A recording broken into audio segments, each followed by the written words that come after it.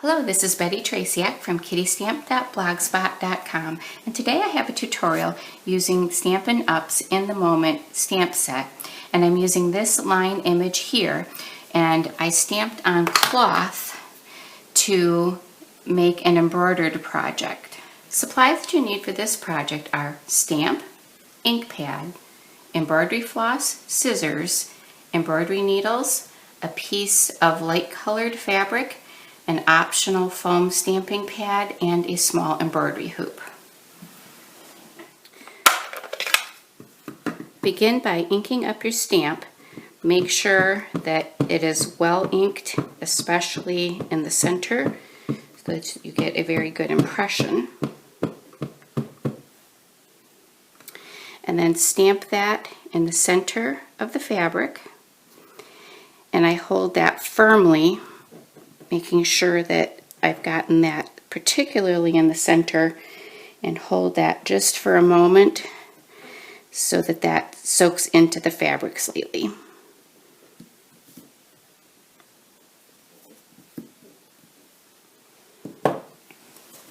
Place the inner portion of the embroidery hoop underneath of the design and center that, and put the outside rim over the top and tighten that down.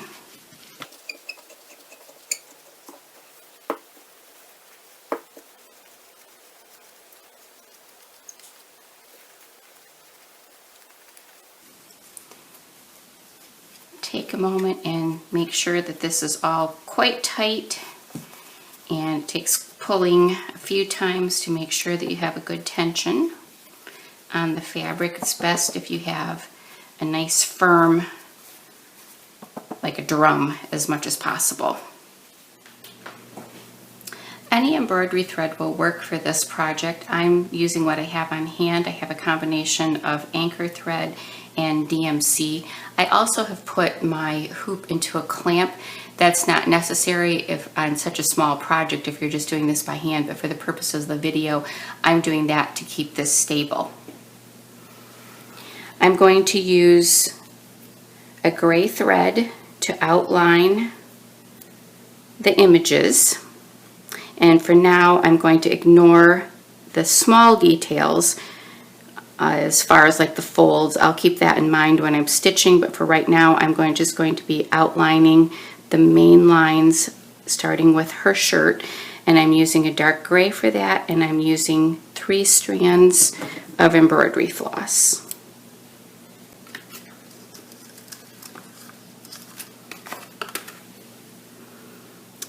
This is a 6-strand embroidery floss as it comes off the spool, and I'm going to find 3 strands and separate that.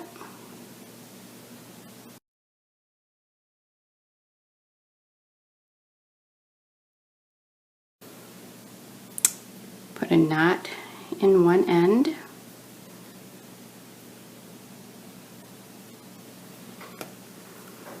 And I'm just going to come up along the edge, and I'm going to do a back stitch to outline. So I come up and then down on the line, move down a space, come up, and go back in the same spot.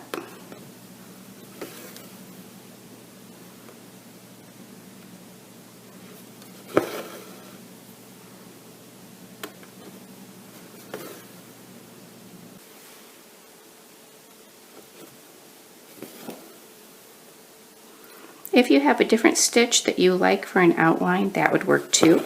You can use an outline stitch, a stem stitch, a split stitch, just to get the outline.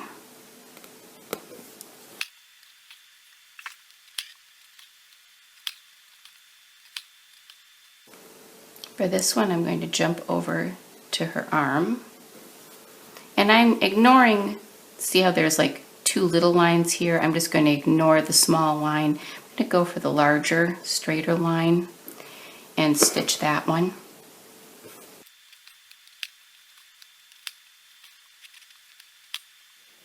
I took this out of the hoop or I took this out of the clamp because it was easier for me to see and to be a little bit more accurate in my stitching. So here I've finished going around her shirt, and I'm going to continue in the same manner and finish going around her pants and around the pillow. And I'm thinking that when it comes to her feet, I'm going to be probably using just 2 strands, her feet and her hands, because that's going to be a little bit more delicate, but I'm going to use the same back stitch to go all the way around those. I finished the outline stitches, and for around her clothes, I did use 3 strands of embroidery floss, and then I decided to use 2 strands for the pillow and the mug because those are a little bit further back, and then I used just 1 strand to go around her foot and her hand and arm. When I did that, I switched to a finer needle to do those little stitches. For the next part, I'm going to use a fill stitch, and I'm going to follow the lines as a guideline where I can see where it looks like these are the wrinkles in her fabric. So I'm going to fill in stitches going in this direction, following down here until I have this area filled. I start by coming up near the outline. I'm going to come up a little bit away from this spot. I'm going to go back and fill that later, but I'm going to pick this spot here because it's a little bit easier to see, and come up near the outline stitch, and I'm going to go across.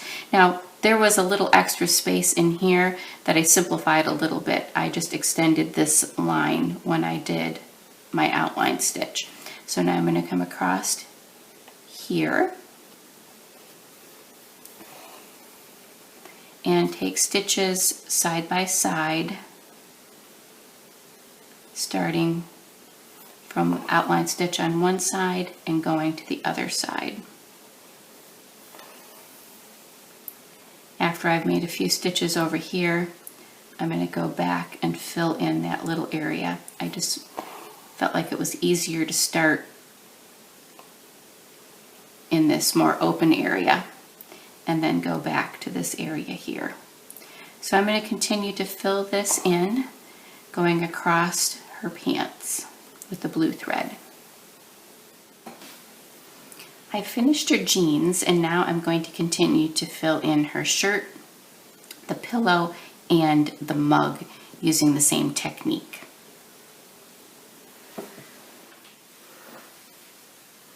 I finished filling in her shirt, the pillows, and the cup, and I also used 2 strands and stitched over top of the lines for the window panes.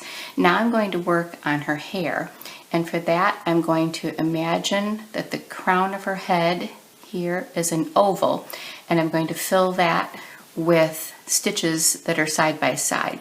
I'm using 3 strands of embroidery floss for this. Helps if I have a knot in the end.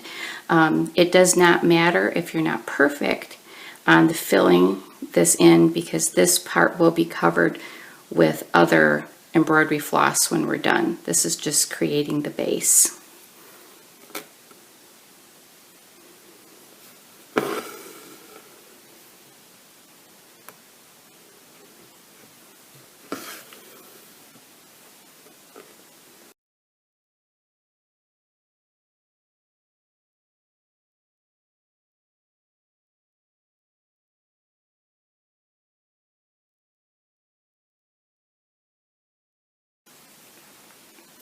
Now I'm going to go around the outside of the oval that I just created.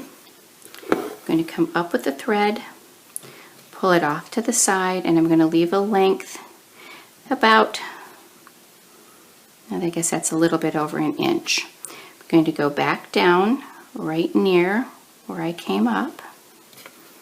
I'm going to leave a loop, and then I'm going to come back up right near that same spot.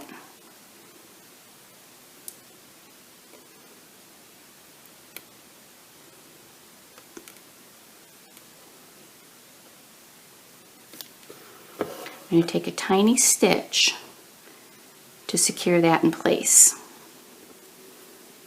If this is a little bit longer, that's okay because this will be trimmed. So I'm going to leave that just a little bit longer, hold that out of the way, and make a tiny stitch.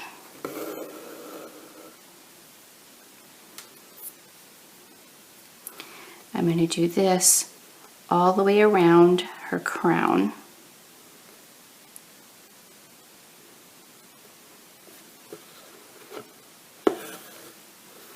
I find this easier to do if I'm holding it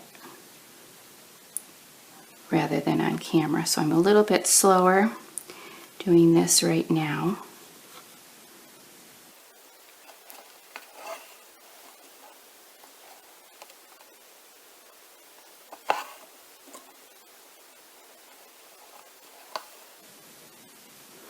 And I'm going to continue this all the way around the outside. I've finished embroidering all the way around the crown, and at this point this looks like a really messy flower. What you do next is you find each loop, pick that up and snip through each loop.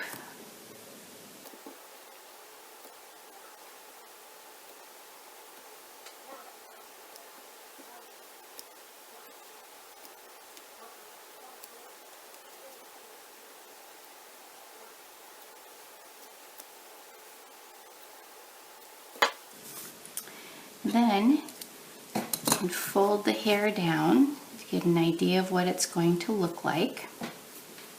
And I use some sort of little brush to separate the individual strands so that they will lay nicely.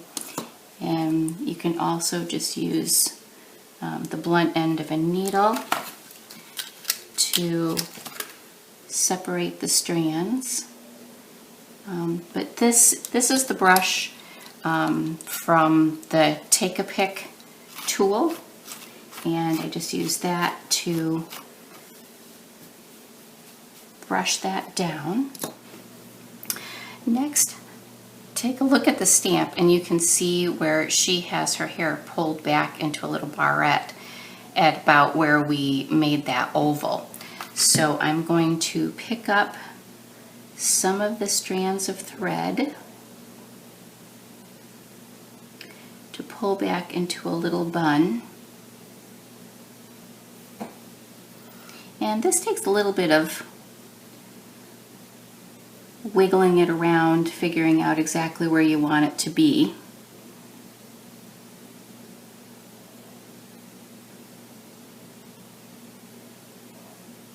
And that looks like I have a little bit too much, so I'm going to take a few less strands than that. This is pretty fine and a small area to work in, so you could just leave the hair long and not try to tie it back. It's a little bit fiddly to do this. You could trim the hair to any length that you would like. I'm going to try to make the little tie back for her hair, and what I did is I pulled up one layer of the floss all the way around, and I'm going to grab that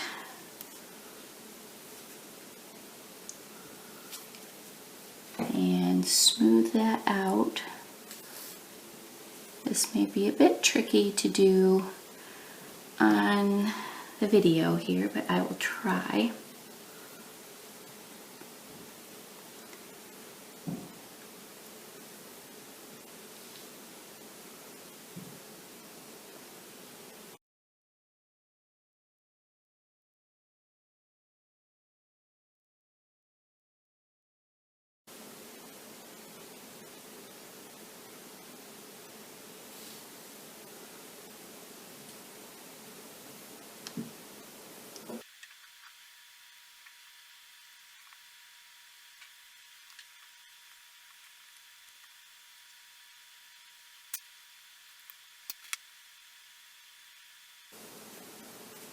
There, I'm pretty happy with that.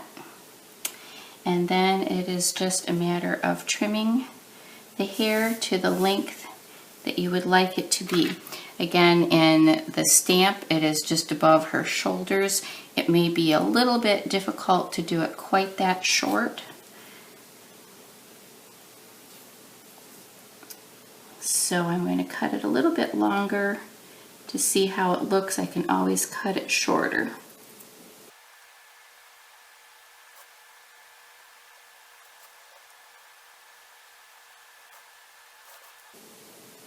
I'm going to go a little bit shorter. That actually is pretty cute right there, but I think I'd like to be able to see the top of the arm there, so I'm going to go a little bit shorter.